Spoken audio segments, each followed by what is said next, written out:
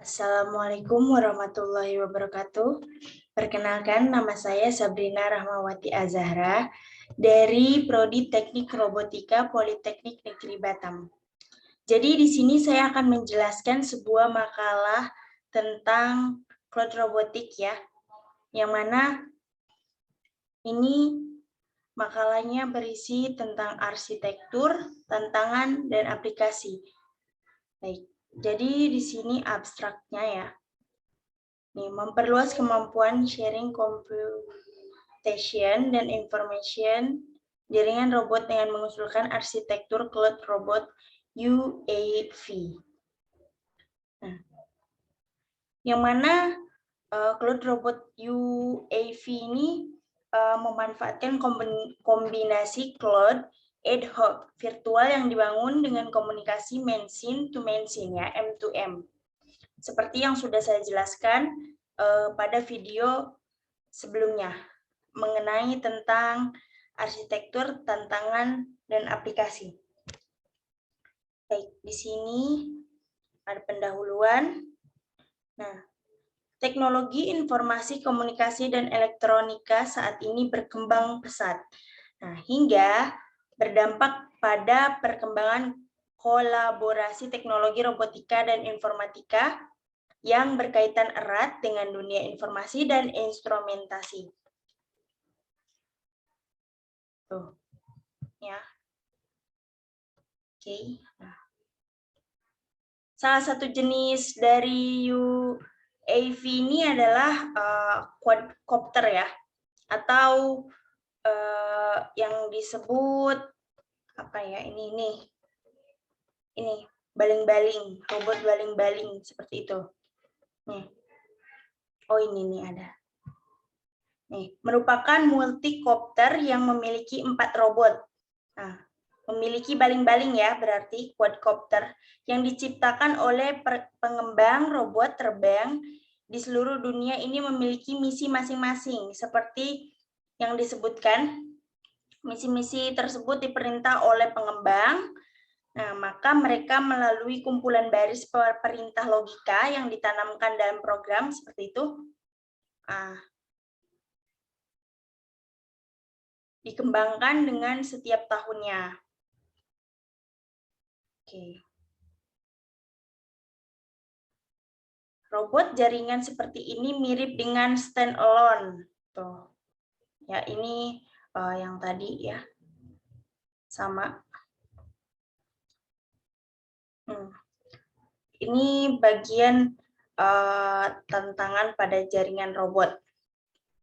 Nah, jaringan robot, terutama sistem multi-robot seperti yang diilustrasikan pada gambar, ya, mendistribusikan kerja penginderaan, ketepatan, komunikasi, dan perhitungan antara kelompok robot yang saling berpartisipasi.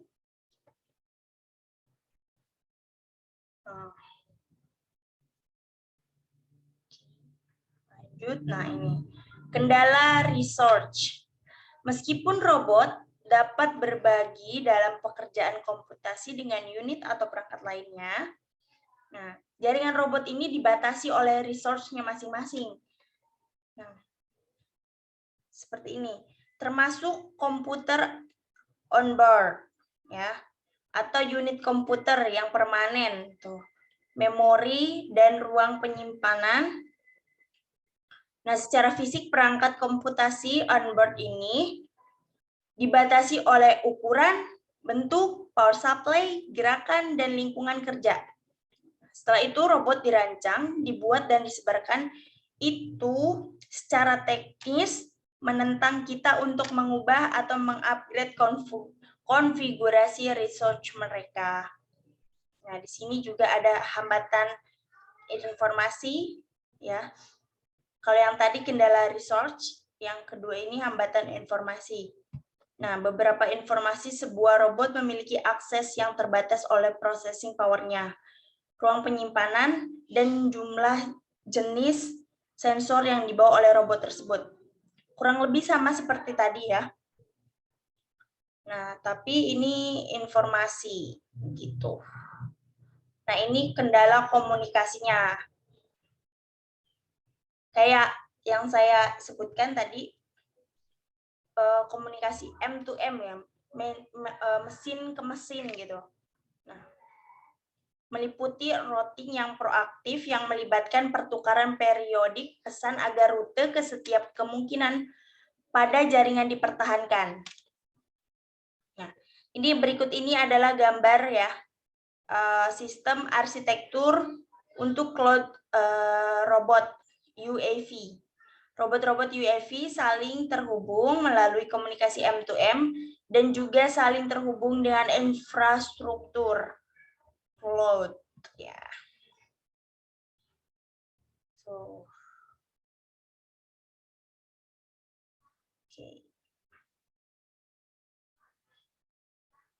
Oh, ini tadi kan penjelasannya tentang ini ya, tentang ini. Penjelasannya tentang cloud UAV robot. Nah, di sini ada sistem arsitekturnya. Tuh. Pada gambar ini, ya kan, menggambarkan arsitektur sistem untuk cloud robot UAV. Yang diusulkan, arsitektur ini disusun menjadi dua bagian. Yang pertama, tingkatan mesin ke mesin ya, M2C. Yang kedua, tingkatan mesin ke cloud. Yang tadi M2M, yang kedua itu M2C ya, tuh. Tingkatan mesin ke cloud.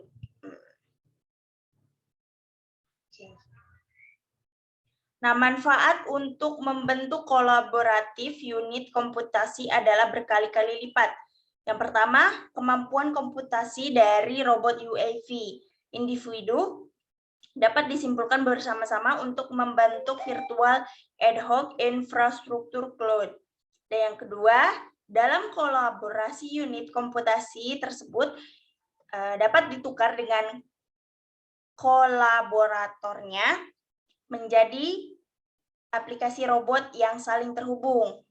Nah, dan akhirnya hal itu memungkinkan robot-robot tanpa berada pada jangkauan komunikasi dari jalur akses cloud untuk mengakses informasi yang tersimpan di cloud infrastruktur atau mengirim permintaan search komputasional pada cloud.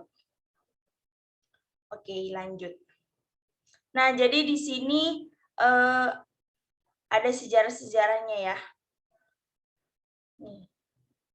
Ini untuk memungkinkan untuk belajar dari sejarah semua robot cloud enabled katanya. Yang pertama model peer base, kedua model proxy base, terus yang ketiga model clone base ya. Nah, nih model pre-base, masing-masing robot dan mesin virtual mesin gitu kan, mesin virtual cloud ya kan di awan katanya, dianggap sebagai unit komputasi. Nah, robot ini membentuk komputasi terdistribusi penuh jala. Jadi kayak banyak jaringan-jaringannya seperti itu ya. Nah, yang kedua ini model proxy base. Nah, pada kelompok robot jaringan ini, suatu unit berfungsi sebagai pemimpin kelompok atau mungkin dia bosnya gitu ya. Tuh. Berkomunikasi dengan proxy VM dalam infrastruktur cloud untuk menjembatani interaksi antara jaringan robot ke awan gitu kan, atau ke cloud-nya. Nah, yang terakhir ini model clone base-nya. Masing-masing robot sesuai dengan sistem tingkat clone di cloud ya. Suatu tugas dapat dilaksanakan dalam robot atau clone-nya. Himpunan clone robot juga membentuk jaringan peer-to-peer dan koneksivitas yang lebih baik daripada ad hoc jaringan M2M. Oke. Yang terakhir ini ada aplikasi. Yang tadi kan kita sudah membahas tentang arsitektur, tantangan, dan yang terakhir ini aplikasi. Yang aplikasi ini untuk dalam pengaplikasiannya. Nah, aplikasi robot pada masa depan sebagian besar akan mendapatkan keuntungan dari cloud robotika yang menyediakan beberapa keuntungan atas tradisi robot jaringan nasional. Kemampuan untuk offload, ya, tugas-tugas komputasi intensif untuk cloud. Nah, robot ini hanya menjaga sensor yang diperlukan, akuator, dan daya proses dasar untuk memungkinkan real tindakannya waktu. Nah, misalnya kontrol real time. Masa pakai baterai adalah diperpanjang. Jadi maksudnya mungkin masa pakai robotnya ini diperpanjang gitu baterainya. Jadi di sini ada beberapa aplikasi ya. Contohnya seperti yang pertama nih, SLAM. Nah, mengacu pada teknik untuk robot membangun pada peta lingkungan tanpa pengetahuan a priori dan secara bersamaan. Nah, SLAM ini terutama berbasis divisi SLAM dan SLAM koperasi. Keduanya data intensif dan perhitungan intensif. Langkah-langkahnya seperti peta fusi dan penyaringan untuk estimasi negara dapat diproses secara paralel tata busana. Nah, untuk misalnya FastLab yang didasarkan diimplementasikan dalam cloud komputasi kerangka seperti yang dilaporkan. Seperti yang ditunjukkan dalam cloud secara substasional dapat meningkatkan pelaksanaan kecepatan SLAM. Nah, yang kedua ini ada B, grasping ya. Ada grasping. Grasping ini telah menjadi topik penelitian aktif selama beberapa tahun ini. Ini juga metode pengetahuan model baru. Yang terakhir ini ada navigasi. Navigasi robot mengacu pada aktivitas robot untuk menentukan posisinya sendiri. Nah, contohnya ini pada robot delivery. Ini menggunakan navigasi juga. Maka dia harus menentukan letak-letaknya.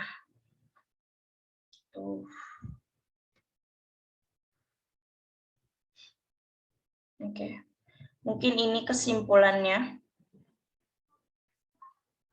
Nah, kesimpulan ini, paper ini mengusulkan arsitektur cloud robotika UAV untuk mengatasi kendala yang dihadapi oleh robot jaringan saat ini.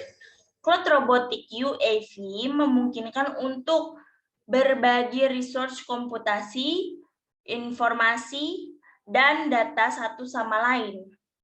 Nah, untuk mengakses pengetahuan baru dan keterampilan yang tidak dipelajari sebelumnya oleh robot. Ini membuka paradigma baru dalam robotika yang mengarah ke masa depan. Nah, hal ini memungkinkan penjualan robot akan semakin murah dan dapat dengan kekuatan komputasi dan memori yang lebih rendah secara memanfaatkan jaringan komunikasi dan elastic resource computing yang ditawarkan oleh infrastruktur cloud. Aplikasi yang dapat mendapatkan keuntungan dari penelitian cloud robotika ini adalah SLAM, grabbing, navigasi, dan banyak lagi.